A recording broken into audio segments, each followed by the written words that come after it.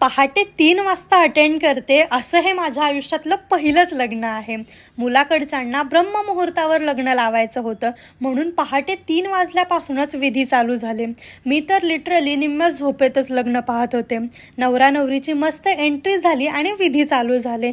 आम्ही झोप घालवण्यासाठी मस्त फोटोज आणि व्हिडिओ शूट करत बसलो. लग्न लागल्यावरती मी थोडाही वेळ न घालवता नाश्त्याला पळाले आणि मस्त 2-3 तास झोप काढून संध्याकाळच्या फंक्शनसाठी रेडी झाले.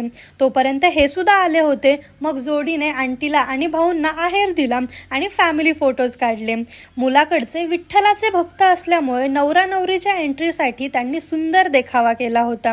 त्यानंतर लग्न लागलं, खूप सारे फोटोज काढले आणि आता वेळ होती मधूचा निरोप घेण्याची. स्टेजच्या पायऱ्या चढतानाच मला अश्रू अनावर होत होते, कारण मधू म्हणजे आमच्या घरचं शेंडेफळ.